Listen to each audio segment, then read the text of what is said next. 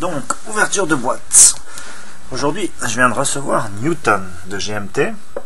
Évidemment, le dernier volume tant attendu de la série des batailles de la Révolution américaine. Alors, qu'est-ce qu'il y a là-dedans? Comme d'habitude, on a les deux feuilles de combat, la planche de pion, une seule planche de pion. Ici, sur la planche de pion, on peut remarquer qu'il y a pas mal de pions qui sont des pions de remplacement pour les autres jeux de la série, pour Saratoga, Pensacola, Savannah, bref, tout un paquet. Il y a deux jeux en fait dans cette boîte, Oriskany et Newton. Pour Oriskany, il n'y a pas tellement de pions, il y a à peu près 2 lignes de pions, il y en a un peu plus pour Newton. Chose intéressante, Newton est fait par l'auteur habituel, Mark Miklos. Par contre, Oriskany, c'est un autre auteur, Dan Hannel, je ne connais pas. Donc je sais pas trop ce que ça va donner. Bon, Mark Miklos, c'est la référence pour moi en termes de design de wargame. C'est le meilleur designer de wargame qui est ces temps-ci. Donc, juste à l'ouverture de boîte, qu'est-ce qu'on peut voir? Là, c'est la carte de Newton. On reconnaît tout de suite les cartes Mark Miklos. Il y a un travail incroyable de recherche. Et comme d'habitude, on peut voir toute la précision du terrain sur les maisons, sur les petites fortifications, les ruisseaux. Et comme d'habitude, ça va se jouer au ruisseau près. Vraiment, le terrain est prépondérant dans tous les jeux de cette série. C'est vraiment excellent. Bon, bref, une carte habituelle. Par contre, tout en longueur. Donc, il va falloir voir à quoi ça ressemble. Aussi, il y a des cartes d'opportunité pour cette bataille. Cartes d'opportunité, en gros, c'est des événements aléatoires, des moins 1 en morale, plus 1 en attaque, des mouvements spéciaux. Ça a l'air de donner un peu d'ambiance, un peu de chrome, un petit peu à la partie. Je pense que ça va un peu donner du relief. Il y a aussi des cartes pour les Américains, charge à la baïonnette, fifre et tambour, marche forcée, des petits événements. Donc, on dirait qu'en fait, je vais être très curieux de voir cette bataille.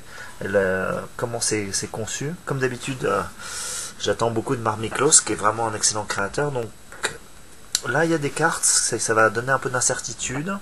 Va falloir voir. Ça m'intéresse d'autant plus que une bataille à cette échelle, j'en ai travaillé 2-3 en game design et c'est assez difficile à faire. Donc lui, pour rendre vraiment la texture historique, lui il est allé visiblement par 2 sets de cartes qui vont donner un petit peu de chrome. Par contre, après au niveau du combat, je serais curieux de voir s'il va être capable de maintenir la capacité de simuler les batailles en ligne, qui est vraiment le point fort de sa série, tout en incluant quand même les guerres indiennes qui sont quand même basées à base de raids. Donc on aurait plus une approche à base d'unités presque tactique. Moi j'aime pas le tactique, donc je serais curieux de voir comment ils combinent ça, si justement ça va être un affrontement entre un joueur qui va essayer de jouer en ligne et le joueur indien qui va plutôt essayer de jouer à l'unité, un peu comme un jeu très tactique. Donc ça va être intéressant de voir ce qu'il fait. Donc avec 2 sets de cartes pour pimenter, donner un peu de chrome. Bon, comme d'habitude, je pense que les jeux de Miklos, faut les jouer au moins. Guilford, c'était la révélation. Guilford, on joue une fois ou deux, on se dit c'est pas terrible. On joue 6 fois, on se rend compte que vraiment c'est vraiment au ruisseau près, c'est vraiment super bien pensé. Il y a vraiment beaucoup de profondeur dans ces jeux en général. J'espère que celui-là va le faire. Aussi, il y a les cartes tactiques habituelles, c'est pour les 2 joueurs pour faire les choix de tactique. Maintenant, c'est dans presque tous les jeux de la série. Donc ça, c'est Newton, donc c'est le truc phare. Donc on retourne le dos de la carte. Dos de la carte ici, je sais pas si vous voyez quelque chose. Ouais, ok, voilà, c'est mieux. Dos de la carte, ici on a Oriskany. Oriskany donc fait par un autre auteur qui va pas avoir de carte événement, un peu moins de pions, des convois, une carte tout en longueur aussi. Bon, quand on regarde la carte, on peut remarquer qu'il y a une table ici. Là, c'est une table d'embouche, donc une table d'embuscade. Visiblement, la carte est divisée en 4 zones, de 1 à 4. Ce qui laisse supposer que les Indiens sont plus ou moins sont cachés et qu'il doit y avoir un convoi qui doit passer. Donc ça va être assez tactique à mon avis. C'est tout en longueur aussi, le long d'un chemin. Donc ça va être à mon avis un genre un peu différent.